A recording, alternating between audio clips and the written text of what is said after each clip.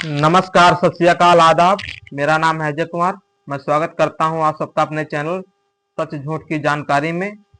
आज की वीडियो में हम जिसके बारे में चर्चा करेंगे वो है मुकेश कुमार चंद्राकर, जो कि पेशे से एक पत्रकार थे, जिनकी 1 जनवरी को हत्या कर दी गई। तो हम उनके बारे में चर्चा करेंगे। मुकेश चंद्राकर छत्तीसगढ़ के अंतर्गत आने वाले बीजापुर के पुजारी पारा में रहते थे। वहीं से उन्होंने पढ़ाई अपनी पूरी की। फिर जैसे नौजवान पढ़ाई पूरी करने के बाद काम की तलाश में इधर उधर काम ढूंढने लगते हैं, कोई सा भी काम मिल जाए, अच्छा बुरा जो भी हो करने लगते हैं। वैसे ही मुकेश चंद्राकर थोड़ा सा भटक गए, तो वो देसी शराब का धंधा करने लगे, बेचने लगे। तो कुछ दिनों तक उन्होंने देसी शराब बेचा। फिर जब देखा कि उनके बड़े भाई पत्रकारिता कर रहे हैं, तो उनमें भी कुछ आत्मविश्वास जागा कि हम तो पढ़े लिखे इंसान हैं, ये क्या कर रहे हैं।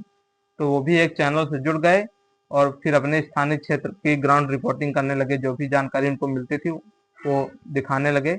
आप सभी जानते हैं कि बीजापुर इलाका पूरी तरह से नक्सलवादियों से प्रभावित है। फिर भी मुकेश कुमार अपनी जान की परवाह न करते हुए वहां जाते थे उनकी खेमों में। वो क्या करते हैं, कैसे ग्राउंड रिपोर्टिंग करते थे, वहीं से जीरो ग्राउंड रिपोर्टिंग, कैसा वो खाना करते हैं, कैसे उनके आधुनिक हथियार होते हैं, पूरा वो दिखाते थे। एक बार क्या हुआ कि कोबरा कमांडो और नक्सलवादियों में थोड़ी लड़ाई हो गई, गोलियां गोलियां चल गई। फिर कुछ कमांडो तो घायल हो गए, एक कमांडो को नक्सलवादी अपने साथ उठा ले गए। जब ये जानकारी प्रशासन को मिली तो प्रशासन ने उसे कमांडो को छुड़ाने की पूरी प्रयास करी, लेकिन वो नाकाम रहे। फिर मुकेश चंद्राकर ने प्रशासन से बात की कि ऐसा अगर आप मुझे आज्ञा दें तो मैं ये सब कर सकता हूँ। उन्होंने अनुमति ली प्रशासन से। तो अपने साथ मुकेश चंद्राकर अपने साथियों के साथ जंगल में घुस गए नक्सलियों की तलाश में। जब उन्हें नक्सलियों का पता मिला, फिर उन्होंने नक्सलियों से बात की कि आप जो है कमांडो को छोड़ दीजिए। उन्होंने विनती की। फिर उनकी बातों से नक्सली सहमत हुए, उन्होंने कमांडो को छोड़ दिया। जब कोई बाहरी पत्रकार उस इलाके में रिपोर्टिंग करने आता है तो पहले वो मुकेश चंद्राकर से पूछ लेता है कि भाई ये इलाका कैसा है, कैसे, कहाँ क्या चीजें हैं। क्योंकि मुकेश चंद्राकर वहीं जन्मे, वहीं से उन्होंने पढ़ाई की, पूरी जिंदगी उन्होंने वहीं पर अपनी बिताई। जो भी 30-32 साल जो भी उनकी उम्र थी, तो लोग उनसे पहले बात करते थे, फिर ग्राउंड रिपोर्टिंग पर वो ले जाते थे, उनकी मदद भी करते थे मुकेश चंद्राकर। उनकी मौत की असली वजह है एक सड़क, जिसका ठेका उनके दूर के भाई सुरेश चंद्राकर जी को मिला था। वो सड़क ऐसी थी कि एक तरफ बन रही थी और दूसरी तरफ वो उखड़ रही थी।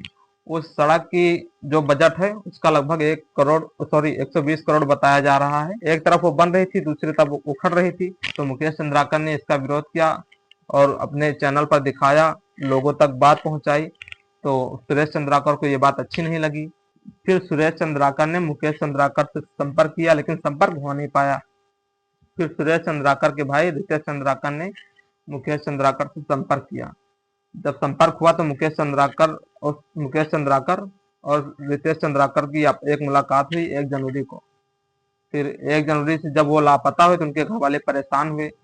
जब 3 जनवरी को उनकी लाश एक सेप्टिक टैंक से बरामद हुई, उन्हें मारकर एक सेप्टिक टैंक में चुनवा दिया गया था। जब सेप्टिक टैंक तोड़ा गया, उसमें उनकी लाश सड़ गई थी, काफी फूल गई थी, 3 दिन की हो गई थी लगभग। और उनकी हत्या का आरोप उनके दूर के भाई सुरेश चंद्राकर और सुरेश चंद्राकर के भाई रितेश चंद्राकर, दिनेश चंद्राकर और सुरेश चंद्राकर के सुपरवाइजर राम टेके पर आई है। चारों लोगों को हिरासत में ले लिया गया है और निचली अदालत में उन पर केस चलेगा। ये तो रही उनकी आरोपियों की बात। अब बात करते हैं उनकी जो रिपोर्ट आई है, पीएम रिपोर्ट।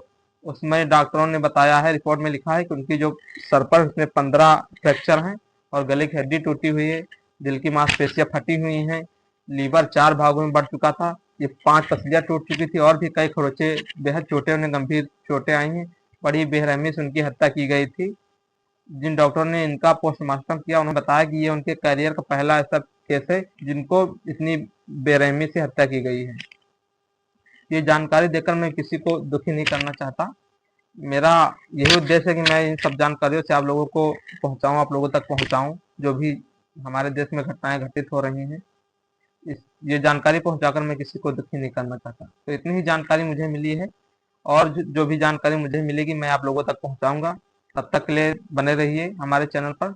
जय हिंद, जय भारत।